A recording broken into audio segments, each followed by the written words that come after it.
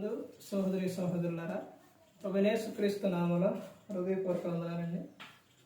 ముందుగా ఇంత మంచి సమయాన్ని ఇచ్చిన తండ్రైన దేవునికి ప్రభువైన క్రీస్తు ద్వారా కృతజ్ఞతాస్తుతులు చెల్లిస్తున్నానండి.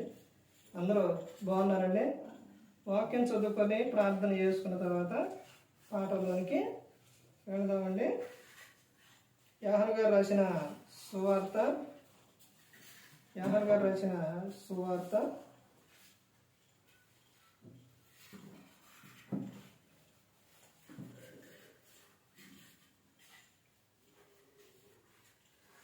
6వ అధ్యాయం 37వ వచనం.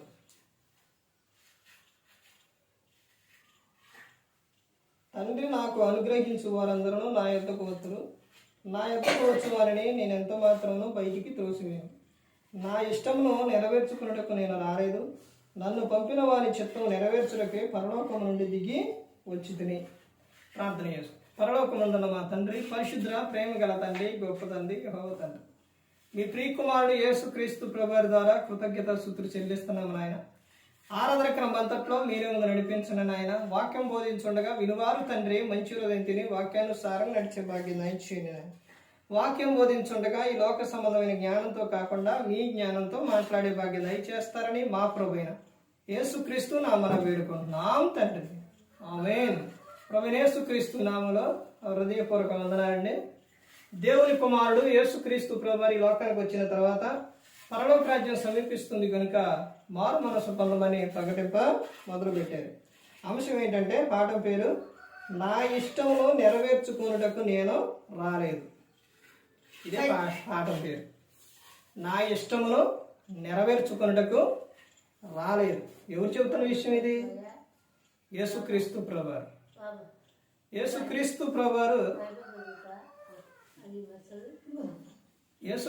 ప్రభువారు ఈ లోకానికి ఎందుకు వచ్చారు? యేసుక్రీస్తు ప్రభువారు ఎందుకు వచ్చారు? ప్రతి ఒక్కరిని కూడా రక్షించడానికి యేసుక్రీస్తు ప్రభువారు వచ్చారు. తన ఇష్టమును నెరవేర్చుకున్నటకు యేసుక్రీస్తు ప్రభువారు రాలేదు.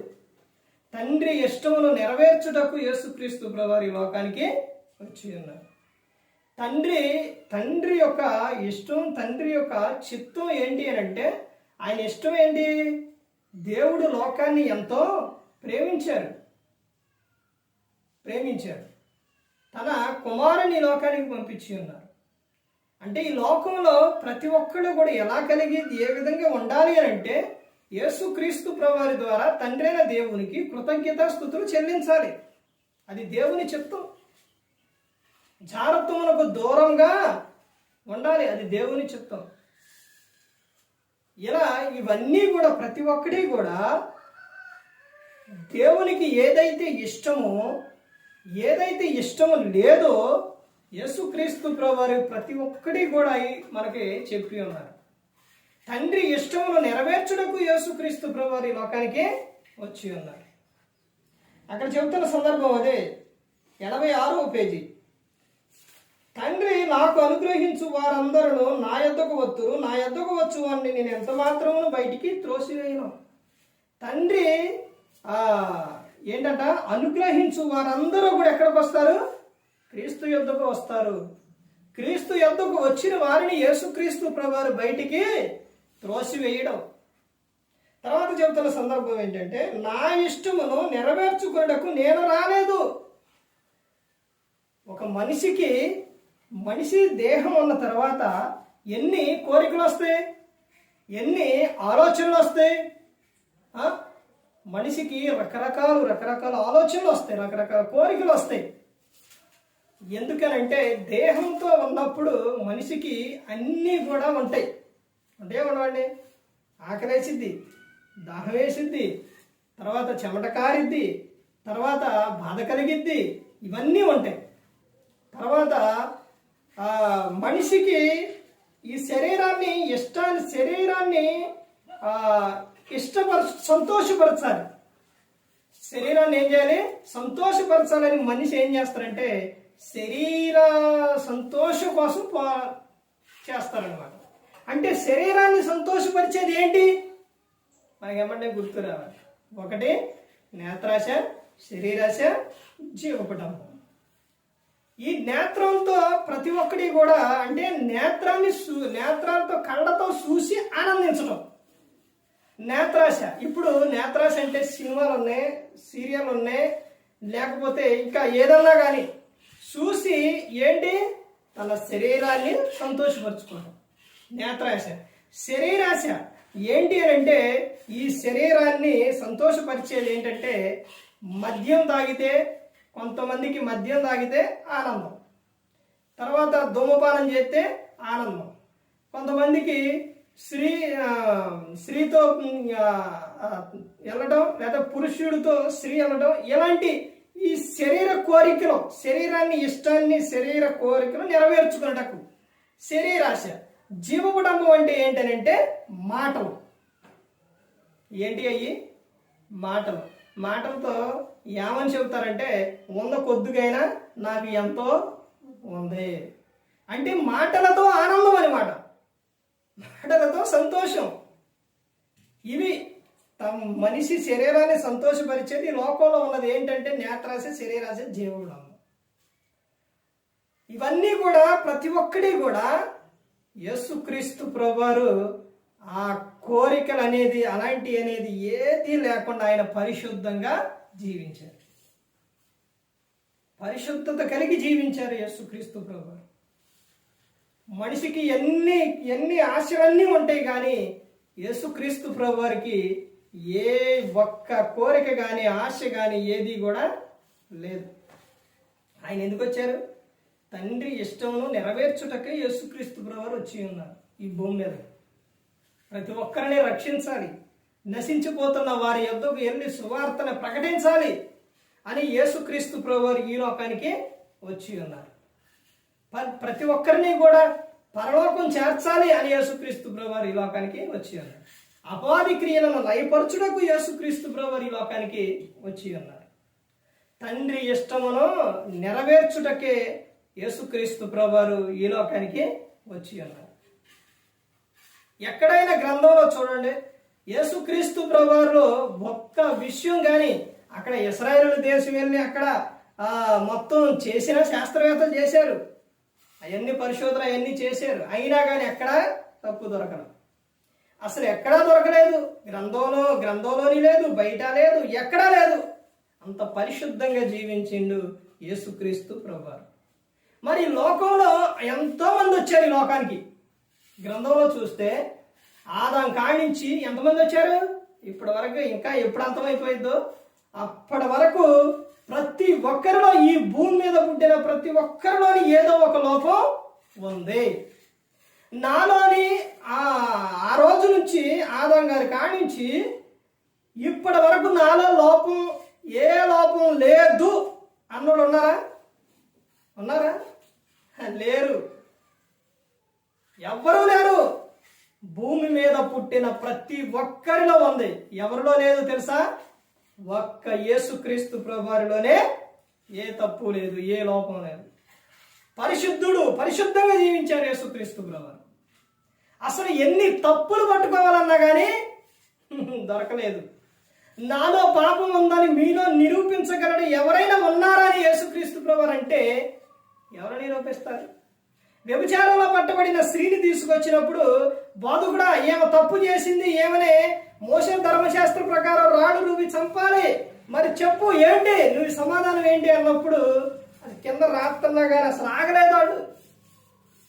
అప్పుడు యేసుక్రీస్తు ప్రభువారు నిలబడి ఏమన్నారో చెప్పు అంటుంటే యేసుక్రీస్తు ప్రభువారు ఏమన్నారు? మీలో పాపము లేని వారు ఆమె మీద మొదట రాయేయండి అన్నారు. కింద పడేసి అక్కడ ఉంటుంది, పిల్లల కానించి పెద్దల వరకు యోహాను సువార్తలోనే ఉంటుంది. మొత్తం వెళ్ళిపోయారు. అంటే ప్రతి ఒక్కరిలో ఉన్న పాపం, ప్రతి ఒక్కరిలో ఏదో ఒక ఆలోచన, ఏదో ఒక కోరిక, ఏదో ఒకటి ఉంది. అందుకనే మొత్తం వెళ్ళిపోయారు. అప్పుడు ఆమెను పిలిచి, అమ్మా ఎవరు నిన్ను శిక్షించలేదా అంటే, అయ్యా ఎవరూ శిక్షించలేదు అని ఆమె చెప్పింది. అమ్మా నేను కూడా నిన్ను శిక్షించను, వెళ్ళి మరలా ఇక చేయొద్దు, చేయి మాకు అని చెప్పారు. ఎవరు చెప్తారు ఆ విషయం? ఎవరు చెప్తారండి? పరిశుద్ధుడే చెబుతారు. ఒక వ్యక్తి తప్పు చేసిన వ్యక్తి ఇంకొక వ్యక్తిని తప్పు చేసి ఆ వ్యక్తి వచ్చినప్పుడు ఈ వ్యక్తిలో తప్పు ఉంటే ఆ వ్యక్తికి చెబుతురా, చెప్పగలుగుతురా?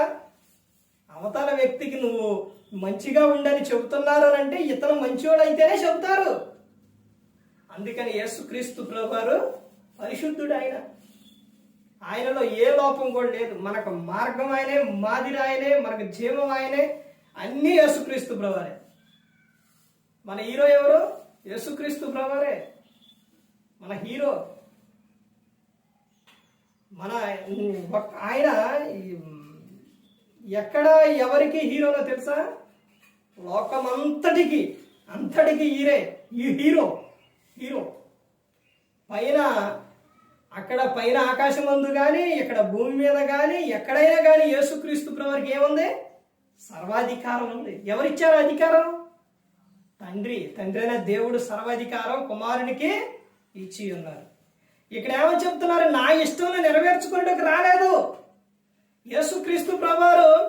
ఆయన తన ఇష్టం నెరవేర్చుకోవాలి అని అంటే అసలు ఎన్ని అవకాశాలు ఉన్నాయంటే అన్ని అవకాశాలు ఉన్నాయి యేసుక్రీస్తు ప్రభువారికి. దేవుని కుమారుడు. ఒకసారి ఆలోచించండి, ఎవరంట? దేవుని కుమారుడు, సృష్టికర్త కుమారుడు. ఇప్పుడు రాజుండో, మీకు అర్థం అవడానికి చెప్తున్నాను. రాజు కుమారుడికి ఎంత పవర్ ఉండిద్ది, ఎంత అధికారం ఉండిద్ది? ఇప్పుడు సరే రాజు దాకా వద్దు, ఇప్పుడు ఈ లోకంలోని ఇప్పుడు ముఖ్యమంత్రి ఉండవు, ప్రధానమంత్రి, ముఖ్యమంత్రి ఉండవు. ముఖ్యమంత్రి కుమారుడికి ఎంత ఉండిద్ది అధికారం? ఎంతైనా ఉండిద్ది. ఇప్పుడు ముఖ్యమంత్రి కుమారుడి పలానా చాటికి వెళ్ళాలంటే వెళ్తుంటే ఆపు చేస్తారా? ఏదైనా తెచ్చుకోవాలన్నా కానీ. ఇప్పుడు రాజకుమారుడు వెళ్తాడు అనుకోండి, బట్ ఎక్కడికైనా వెళ్తాడు అనుకోండి, స్టాప్, ఆగు, వెళ్ళొద్దు, ఆగానే రాజకుమారుడు ఆపు చేస్తారా? ఆపు చేయరు. అలాగే తండ్రి అయిన దేవుడు ఆయన ఈ లోకాన్ని చేసిన ఆయన యేసుక్రీస్తు ప్రభువారు ఏకైక కుమారుడు. అంత అధికారం ఉన్న ఆయనకు ఆయన ఆపు చేయటం ఎవరి వల్ల కాదు. ఎక్కడికైనా వెళ్ళగలుగుతారు, ఏదైనా చేయగలుగుతారు యేసుక్రీస్తు ప్రభువారు, ఎందుకంటే దేవుని కుమారుడు. కానీ ఆయన నాకింత అధికారం ఉంది, నాకింత పవర్ ఉంది, నా ఇష్టం వచ్చినట్టు నేను ఉండొచ్చు అని ఎక్కడైనా కానీ ఎప్పుడైనా కానీ అనుకున్నారా? చేశారా? అసలు అనుకోను లేదు, చేయలేదు. ఆయన ఇంకా తగ్గించుకొని ఉన్నారు యేసుక్రీస్తు ప్రభువారు. తండ్రి ఇష్టాన్ని నెరవేర్చుటకు యేసుక్రీస్తు ప్రభువారు వచ్చి ఉన్నారు. నేను రాజకుమారుని కదా, నాకేంటి అనుకున్నారు యేసుక్రీస్తు ప్రభువారు? అనుకోలేదు. అలా అనుకుంటే ఈ లోకానికి వచ్చి మన కోసం ప్రాణం పెట్టేవారా? ఈ లోకానికి వచ్చి ఎంత ఎంజాయ్ చేసేవాళ్ళు వచ్చారు, ఇంకా ఎంత ఎంజాయ్ చేసేవాళ్ళు చేశారా? చేయలేదు. అసలు 33.5 సంవత్సరాల్లోని యేసుక్రీస్తు ప్రభువారు ఆయన చేసిన పరిచర్య కానీ, ఆయన చేసిన బోధ కానీ, ఆయన చేసిన అద్భుత కార్యాలు కానీ అవన్నీ కూడా వివరించి రాస్తే ఈ గ్రంథమైనను భూలోకమైనను చాలదంట. యేసుక్రీస్తు ప్రభువారు అక్కడ ఉన్న ప్రదేశంలోని, అది దేశం, ఇశ్రాయేలు దేశం, ఈయన అద్భుతాలు ఆశ్చర్యకార్యాలు చేస్తున్నారంటే ఎంతో మంది వచ్చి ఉంటారు. వాళ్ళలో పురుషులు వచ్చి ఉంటారు, స్త్రీలు వచ్చి ఉంటారు, అందరూ వచ్చి ఉంటారు. ఎక్కడైనా కానీ అసభ్యకరంగా ఇలా మాట్లాడారు, ప్రవర్తించారని ఎక్కడైనా ఉందా? ఎక్కడా లేదు. అసలు అది చేయలేదు యేసుక్రీస్తు ప్రభువారు. అలాంటి ఆలోచన కూడా ఆయనకు రాలేదు. ఆయన పరిశుద్ధుడు యేసుక్రీస్తు ప్రభువారు. అసలు ఒక్క కుమారుడు అంటే ఎలా ఉంటారు? పరలోకంలో ఆయన పవర్ ఏంటో తెలుసండి? ప్రకటన గ్రంథం 1వ అధ్యాయం మొత్తం చదివితే ఉంటుంది. ఆయన పవర్ ఏంటో తెలుసా? ఆయన ఎలా ఉంటారో తెలుసా? ప్రకటన గ్రంథం చదివితే తెలుస్తుంది. దూతలో నిత్యం కూడా యేసుక్రీస్తు ప్రభువారిని పరిశుద్ధుడు పరిశుద్ధుడు పరిశుద్ధుడు అని ప్రతిగానాలు చేస్తాయి అన్నమాట. ప్రతిగానాలు. ఒక వ్యక్తి రాజకుమారుడు గురించి, రాజకుమారుడు ఒక పవర్ ఏంటో మీకు అర్థం అవడానికి ఒక విషయం చెబుతాను. ఏంటనంటే ఒక పిల్లాడు, ఈ పిల్లాడు ఒక బాబు ఆ రాజును చూడటానికి వెళ్తా ఉంటే వీళ్ళు ఏం చేశారు? అక్కడ అక్కడికి వెళ్ళిన తర్వాత భటులు స్టాప్ ఆగ్, ఎక్కడికి వెళ్తాను అని ఆఫ్ చేశారు. అయ్యా నేను రాజుగారిని ఎప్పటి నుంచో చూడాలనుకుంటున్నాయ్యా, నేను ఒకసారి పంపించండి అంటే అయ్యి వెళ్ళు అన్నారంట. అయ్యయ్యయ్య ఒక్కసారి పంపించండి అయ్యా, ఒక్కసారి చూస్తాను కుదరదు వెళ్ళు అంటే సరే వెళ్ళటం మళ్ళీ రావటం అట్లా జరిగిన తర్వాత ఇంతలో ఒకటి రాజు కుమారుడు వస్తాడనమాట, గుర్రం మీద టుక్ టుక్ అనుకుంటా వస్తా ఉంటే ఈ పిల్లాడు అడుగుతుండో, అడిగే సమయంలో తప్పు రాజకుమారుడు వస్తాడు తప్పు అని పక్కకి లాగాడు. అట్ట రాజకుమారుడు అట్ట గేటు గడికి వచ్చిండు. ఈ పిల్లోడు నేను చూసి ఎవరి బాబు అండి, ఏంటి బాబు, ఎవరి బాబు, ఎందుకు ఇక్కడ ఉన్నారంటే, అయ్యా ఆ కుమారుడు ఆ బాబు ఆ పిల్లోడు రాజుని చూడాలంటున్నారు, రాజుగారిని చూడాలంటున్నారు అని అనేసరికి ఇక ఆ పిల్లోడిని గుర్రం మీద ఎక్కించుకొని అక్కడి నుంచి దిగి తీసుకెళ్తూ ఉన్నాడు. ఎవరు? రాజకుమారుడు. ఇప్పుడు రాజకుమారుడు తీసుకెళ్తుంటే ఇప్పుడు వాళ్ళు ఆపు చేసినోళ్ళు కానీ అక్కడ ఉన్నోళ్ళు కానీ ఎవరైనా కానీ ఈ రాజకుమారుడు ఏమంటే ఈ పిల్లోడు వెళ్తుంటే ఎవరైనా కానీ ఆపు చేయగలుగుతారా? అసలు ఆపు చేయగలుగుతారా? ఈ పిల్లోడు అప్పుడు అనుకోని ఉంటాడు, ఇప్పుడు దాకా ఆపు చేశారు కదరా వెళ్ళలేదుగా ఇప్పుడు ఆపుండ్రా అనుకోని ఉంటాడు. అక్కడికి వెళ్ళిన తర్వాత ఎవరి బాబు అంటే, తండ్రి అయ్యా ఈయన నిన్ను చూడాలన్నాయనంటే ఆహా, తండ్రి కూడా ఆ కుమారుణ్ణి చూడటానికి అవకాశం ఇస్తారు. ఎందుకని? మా ఊరు వాళ్ళు వెళ్ళి అడిగితే అవకాశం ఇస్తారా రాజు? అవకాశం ఇవ్వడు. కానీ ఎవరు అడిగితే అవకాశం ఇచ్చారు? తన కుమారుడు అడిగితే కాదంటారా తండ్రి? కాదనలేదు. ఇదే విషయం, జరిగే విషయం, ఈ లోకంలో జరిగేది కూడా అదే. అర్థమవుతుందండి?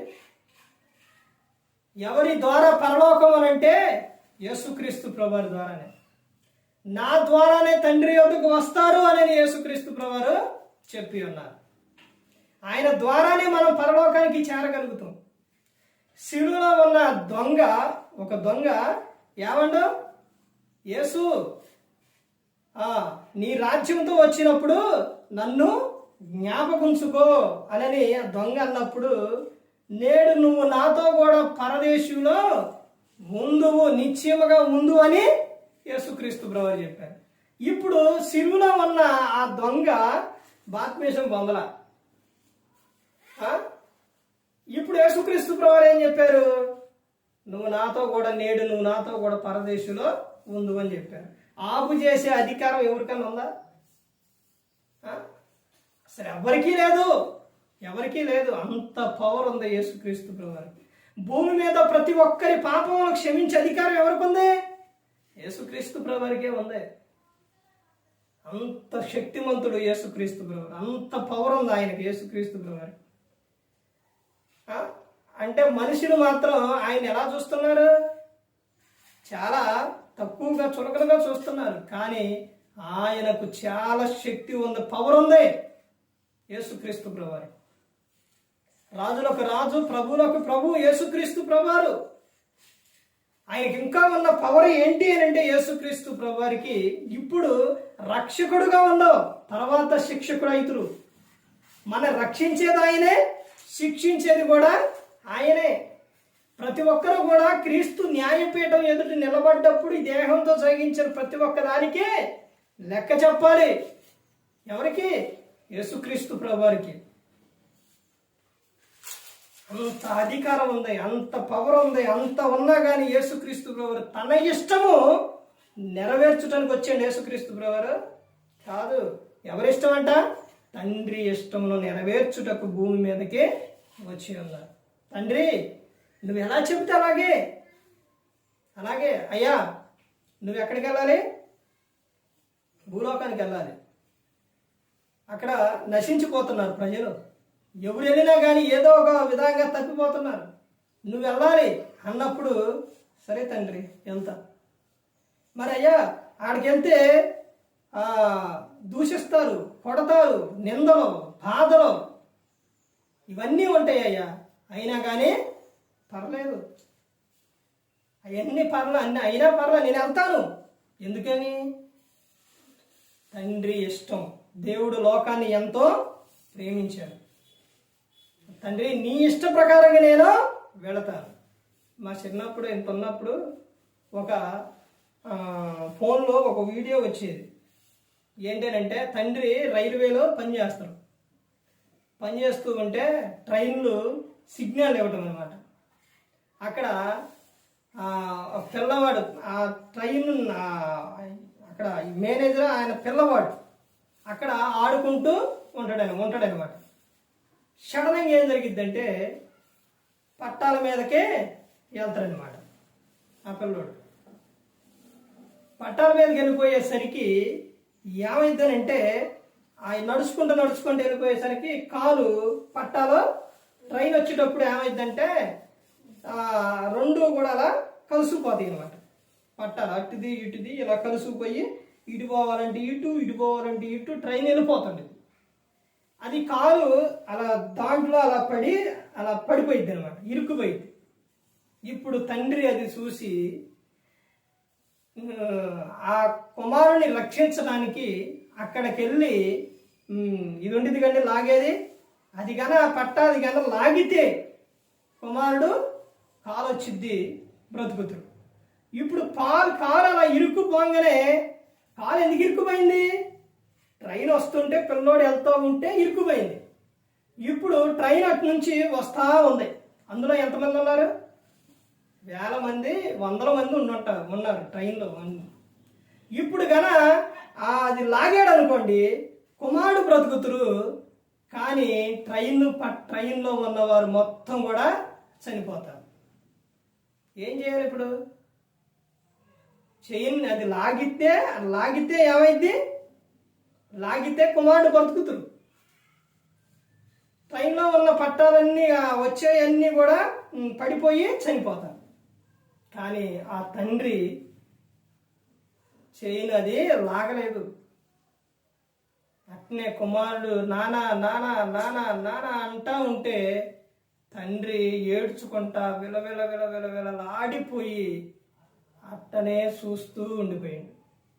ట్రైన్ వచ్చింది, కుమారుడు మీద ఎక్కి వెళ్ళిపోయింది, చచ్చిపోయాడు. ఆ తర్వాత ఆ పిల్లోడిని ఇలా ఎత్తుకొని అందులో వీడియో ఎత్తుకొని ఆ తండ్రి వాళ్ళకి ఇలా చూపిస్తూ ఉంటే ఎంతోమంది విలవిల్లాడిపోయాడు. నిజంగా నిజ జీవితంలో జరిగింది కూడా ఇదే. ఏంటో తెలుసండి, ఆ ట్రైన్ ఆ ట్రైన్ నడిపించే సిగ్నల్ ఇచ్చేది ఎవరో తెలుసా? దేవుడు. ఆ పట్టాల మీద వెళ్ళింది ఎవరో తెలుసా? యేసుక్రీస్తు ప్రభువారు. ఆ ట్రైన్లో వస్తుంది ఎవరో తెలుసా? మనమే. మనల్ని రక్షించడానికి, మనల్ని కాపాడటానికి తన కుమారుణ్ణే బలిచ్చిండు. ఇదే విషయం ఇది ఆ వీడియోలో చూపించారు. బైబిల్ గ్రంథంలో ఇదే విషయం మీకు అర్థం అవడానికి ఇదే విషయం చెబుతాను. గెత్సేమనే తోటకెళ్ళి యేసుక్రీస్తు ప్రభువారు ప్రార్థన చేస్తూ ఉంటే యేసుక్రీస్తు ప్రభువారిని కొన్ని గంటల సేపు తండ్రి వదిలేశారు. ఒక చేతితోనేమో ఒక చేతిలో ఎవరున్నారు? యేసుక్రీస్తు ప్రభువారు. ఒక చేతిలో ఎవరున్నారు? మన కోసం యేసుక్రీస్తు ప్రభువారిని తండ్రి అయిన దేవుడు వదిలేశాడు, తన కుమారుణ్ణే వదిలేశాడు. ఎంత బాధ అనుభవించారో తెలుసండి శిలువలో యేసుక్రీస్తు ప్రభువారు. మహాబాధ వదిలేశాడు. తండ్రి నా చెయ్యి విడిచావని ఎంతో బాధపడ్డారు యేసుక్రీస్తు ప్రభువారు. ఎందుకోసమో తెలుసా? మనందరినీ రక్షించడానికి, మనం ప్రేమించారు కాబట్టి తన కుమారుణ్ణే త్యాగం చేశాడు. అయినా కానీ ఈ త్యాగం ఈ మనిషికి గుర్తుపెట్టుకుంటాడా? మన అపరాధముల చేత పాపముల చేత చచ్చి పడి ఉన్నప్పుడు దేవుడు క్రీస్తుతో కూడా మనలను బ్రతికించారు. ఈ త్యాగం ఎవరికైనా తెలుస్తుందా? ఈ మేలు, దేవుడు చేసిన మేలు మనిషి మర్చిపోతున్నారు. ఇంకొక విషయం ఏంటనంటే దేవుడు మనల్ని ఎంతగా ప్రేమిస్తున్నారు అని అంటే, ఎంతగా కాపాడుతున్నారనంటే తన కుమారుణ్ణే వదిలేసుకున్నారు. మన వరద ప్రాంతం వరదల్లోని పిల్లలిద్దరూ పోతూ ఉంటే తండ్రి వెళ్ళి పట్టుకున్నాడు. పట్టుకొని ఒక పిల్లోడేమో బయట పిల్లోడు, ఒక పిల్లోడేమో ఎవరు తన కుమారుడు. ఆ వరద ప్రవాహంలో వరద పోతూ ఉంటే ఏదారు అసలు రెండు చేతులతో ఈదితేనే వెళ్తారు. కానీ ఇప్పుడు సరే ఒక చేత్తోనైనా ఎలా అంటే వెళతారు. రెండు చేతుల్లోని ఎవరున్నారు? ఇద్దరు పిల్లలు ఉన్నారు. మరి ఏం చేయాలి? ఆయన ఎవరిని వదిలిపెట్టాలి? ఎవరిని వదిలిపెట్టాలి? ఆయన చేసిన పని ఏంటో తెలుసండి. తన కుమారుణ్ణే అందులో నది కాలంలో వదిలేసి ఆ పిల్లవాడు నానా నానా నానా నానా వదిలేసావా నానా అనుకుంటా రియల్లో జరిగింది. ఇదంతా రియల్లే జరిగినాయి. ఇవన్నీ కూడా కొట్టుకొని వెళ్ళిపోయి చనిపోయాడు. ఎవరిని కాపాడిండు? బయట పిల్లవాడిని కాపాడిండు. తన కుమారుణ్ణి వదిలేసుకున్నాడు. జరిగిన విషయం కూడా ఇక్కడ ఈ లోకం జరిగిన విషయం కూడా అంతే. తండ్రి అయిన దేవుడు మన కోసం తన కుమారుణ్ణి వదిలేశారు. ఎన్ని బాధలు పడ్డారో తెలుసండి యేసుక్రీస్తు ప్రభువారు. ఎంత శ్రమ అనుభవించారో తెలుసండి యేసుక్రీస్తు ప్రభువారు. ఎంతగా అనుభవించారనంటే ఒక వ్యక్తికి ఆ ఇశ్రాయేలు దేశంలో శిక్షలో ఏదైనా ఒకే శిక్ష వేస్తారు. అది ఎప్పుడు తప్పు చేస్తే వేస్తారు, కానీ ఏ తప్పు చేయలా యేసుక్రీస్తు ప్రభువారు. అయినా కానీ శిక్ష వేశారు.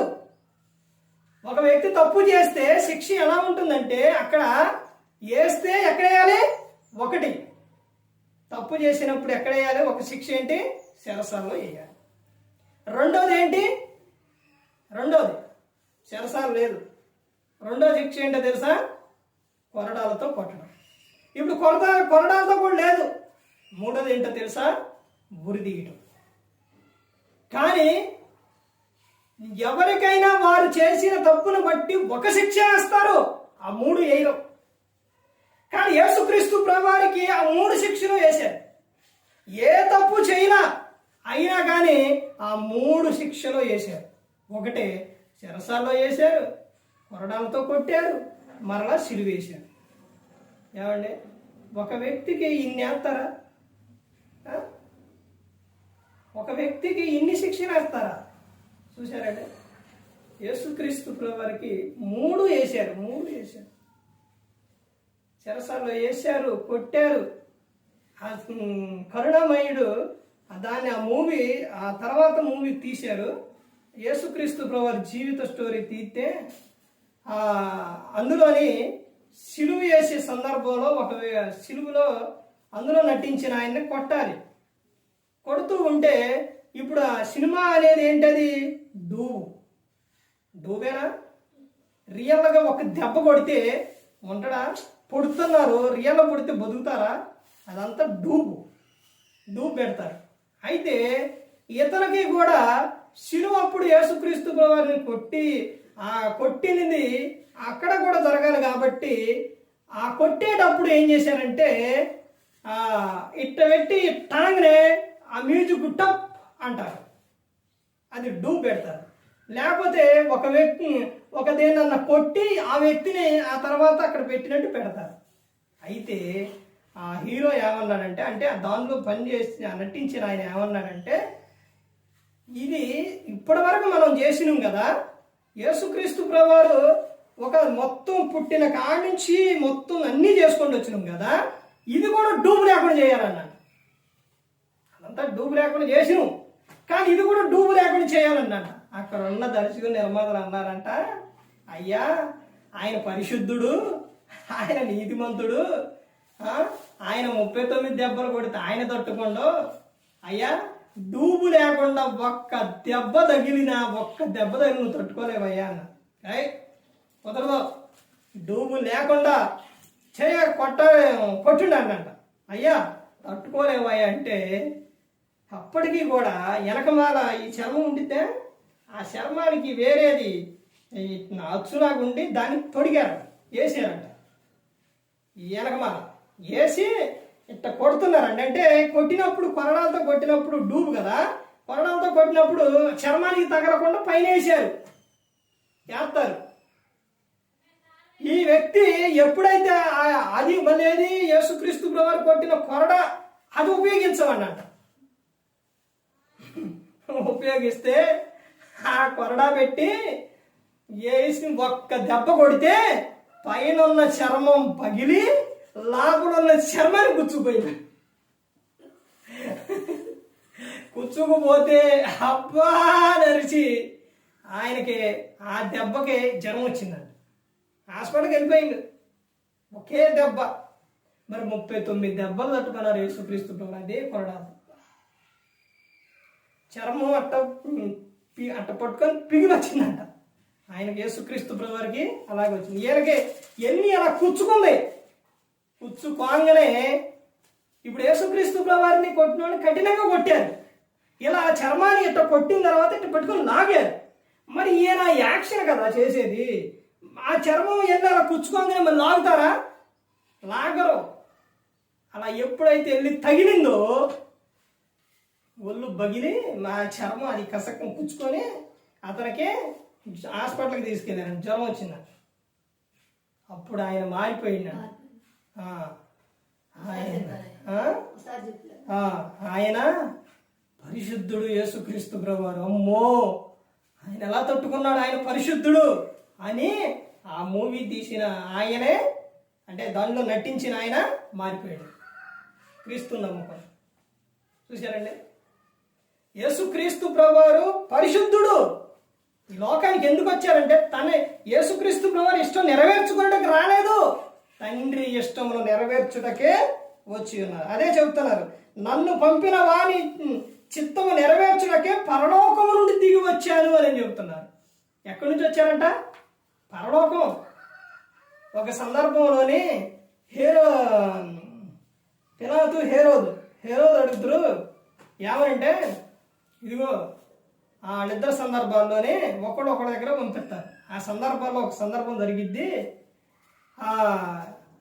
నీకు ఎవరైనా సపోర్ట్ చేసేది ఎవరైనా ఉన్నారంటే నేను గల సెలవిస్తే 12 వ్యూహాలు అంటే దేవదూతలు 12 వ్యూహాలు వస్తాయి. నాది ఈ లోకం కాదు యుద్ధం చేయడానికి. వ్యూహం అంటే ఒక దూత సుమారు ఒక 1000-2000 మందిని చంపింది. ఒక్క దూత అంత శక్తి, అంత పవరు వస్తే. కానీ నాది ఈ లోకం కాదు, నేను పోరాడవలసిన పని లేదు. యేసుక్రీస్తు ప్రభువారు అని ఒక్క సైగ చేస్తే దూతలు వచ్చి మొత్తాన్ని అక్కడ ఉండాలని సంహరించేస్తాయి. అసలు దూతలు ఎంత బాధపడ్డాయి, తండ్రి ఎంత బాధపడ్డారో తెలుసండి. అయినా కానీ యేసుక్రీస్తు ప్రభువారు సెలవు ఇచ్చారా? ఇవ్వలేదు దూతలకే. ఆయనే బాధ అనుభవించారు. ఇంకా ఏమని చెప్పారు? తండ్రి వీరు ఏం చేస్తున్నారు, వీరు ఎరుగురు కనుక వీరిని క్షమించమని చెప్పారు. యేసుక్రీస్తు ప్రభువారు క్షమాగుణం కలిగి ఉన్నారు, క్షమించారు వాడందరినీ కూడా. యేసుక్రీస్తు ప్రభువారు అంత ప్రేమ కలిగిన ఆయన ఎక్కడి నుంచి వచ్చారంట? పరలోకము నుండి వచ్చి ఉన్నారు. ఎందుకు? తండ్రి ఇష్టమును నెరవేర్చుటకు పరలోకము నుండి యేసుక్రీస్తు ప్రభువారు ఈ లోకానికి వచ్చారు. పరలోకంలో నిత్యం ఆయనకు గాన ప్రతిగానాలు. పరలోకం ఎలా ఉండిందో తెలుసండి. ఆకలి ఉండదు, దప్పిక ఉండదు, ఎండ ఉండదు, బాధ ఉండదు, చింత ఉండదు, ఏది ఉండదు.